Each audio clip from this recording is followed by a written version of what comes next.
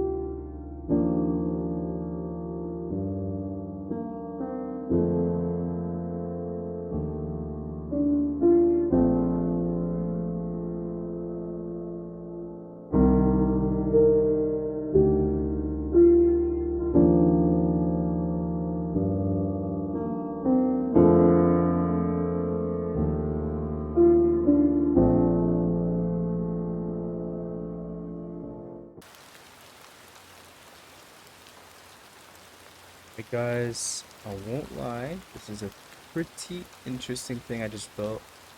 I didn't even reference myself to his vid. I got the inspiration from looking at it, and I just was low key motivated to make it myself. It got me understanding in how like you initialize objects, how like they connect to each other ish. So basically, the simple class basically allows you to initialize an array, see what the capacity is. You can modify its capacity. You actually initialize it by setting its capacity, and it's default of 1 anyways. It can return the uh, the length of it. It can also return the value. So once you change it, you want to change a specific value on a list. So for example, at position 2 of the list, I want to change its value. Let's say change value red. Let's say I want to change it to um Azuri. Right? If I was to run it right now, at position 0, 1, 2, it inserts Azuri. So it's able to modify a single position. We can also modify multiple positions using tuples. I'm just a genius like that. It just happens.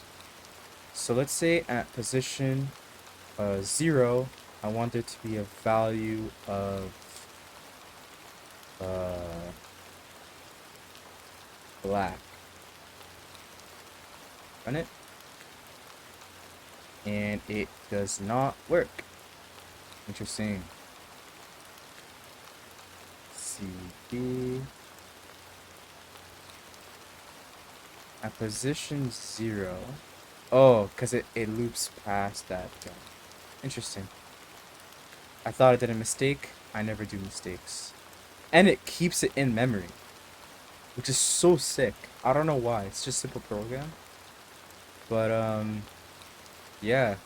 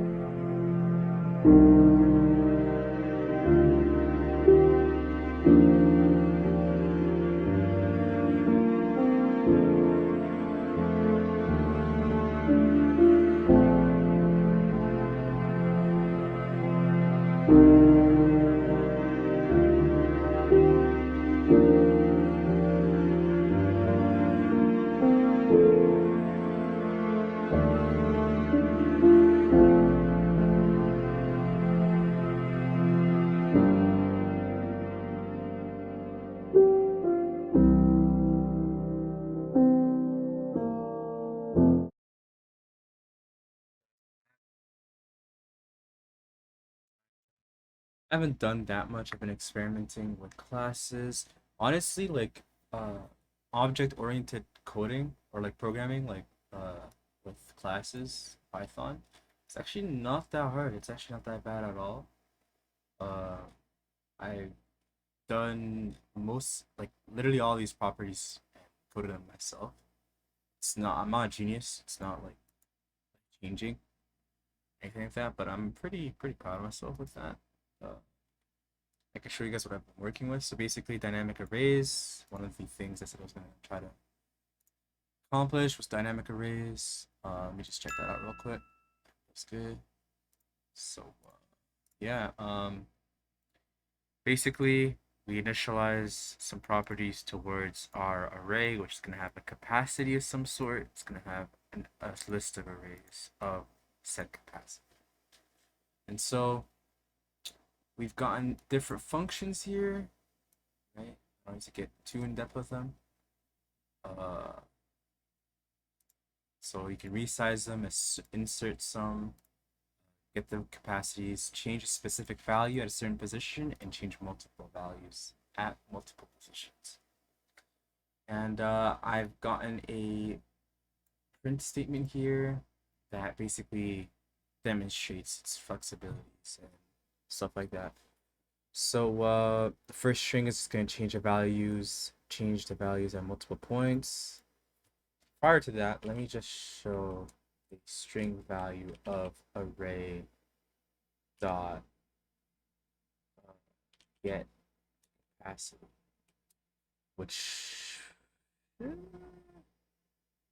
array dot array would be interesting actually. I think I'm gonna do array dot array and print that. Probably it's not gonna work. Yeah, thought so too. So we can't call upon that function. I'm pretty sure I should probably make a statement that returns that specific. So I'm just gonna quickly do that real quick. So def, just gonna make a get itself. Just gonna make that return the array self.array. Yeah. Or that would work. Maybe. Yeah, I did that for no reason. That's actually interesting. So you can do an arrow here.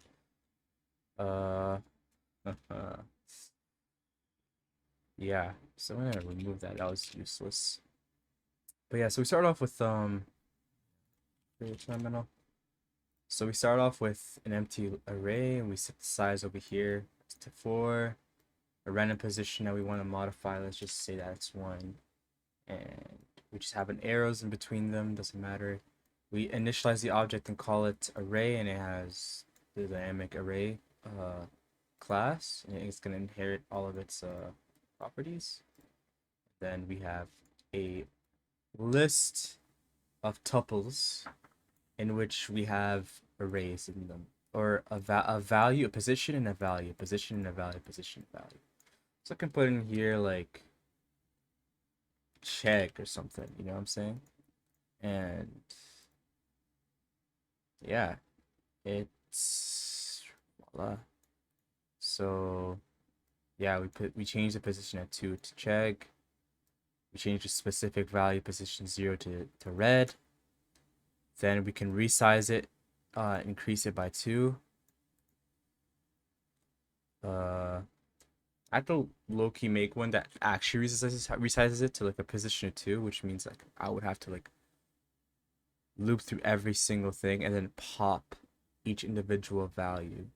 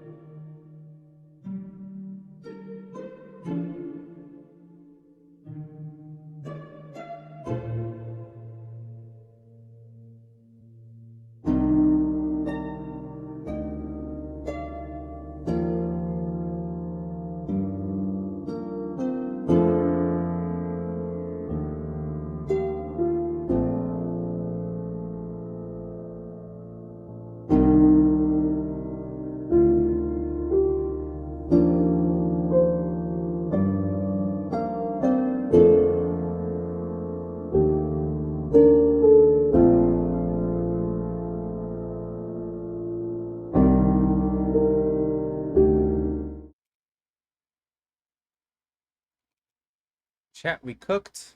I like this. This is basically dynamic arrays. Chat, I think we did it. Now let me watch this video because I have not really watched it. I'm not gonna do all these functions, but I probably like understand it, to be honest, because I'm just. But yeah, so this is gonna be dynamic arrays. That's like basically day 1 of learning my own topics. So yeah, so dynamic arrays is done. I was able to create an array, change one value, change multiple values, resize it by deleting some. If I want to resize it to something larger, let's just see. Say I want to do resize it to a size of. Look at that. I resized it and I added. Probably should be adding. I think there's a more efficient way of doing this, so I'd probably just do the difference is gonna be, I could just say like size is equal to self.capacity. So if size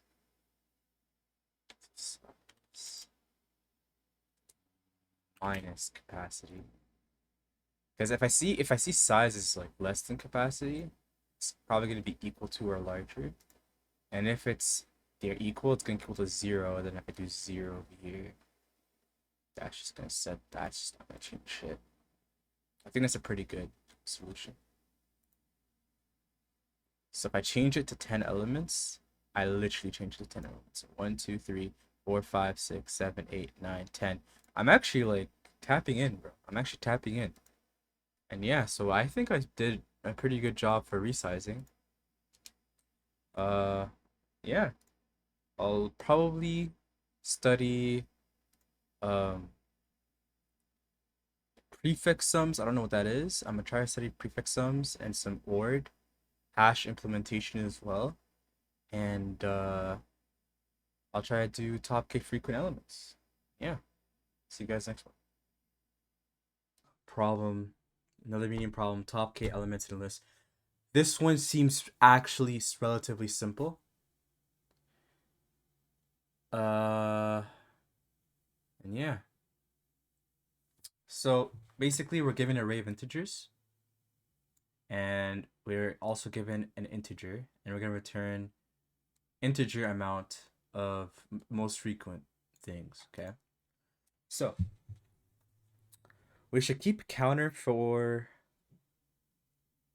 different variables. All right. So there's gonna be a counter for. I think we should make like a set, and within that set a list, and then update that list every for loop. Oh, but actually, it should be a dictionary. Yeah, I think it should be a dictionary. And okay, so my thought process is right. Let me take nums for example.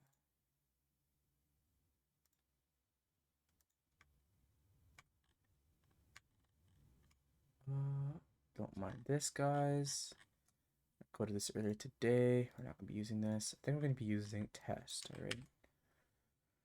So we're gonna have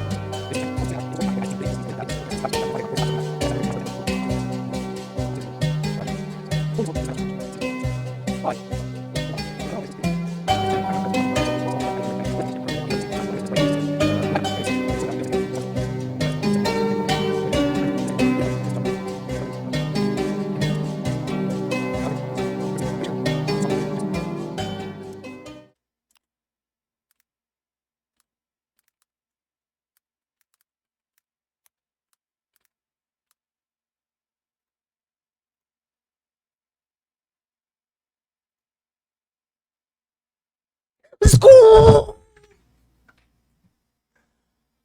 Oh, we did it, chat. We did it. Have a happy, nice, jolly day, won't ya? Today is day 11. See you guys day 12. We solved the meaning problem. No solution. I technically checked the solution. It doesn't matter. We did our own solution. Doesn't count. Yes, sir.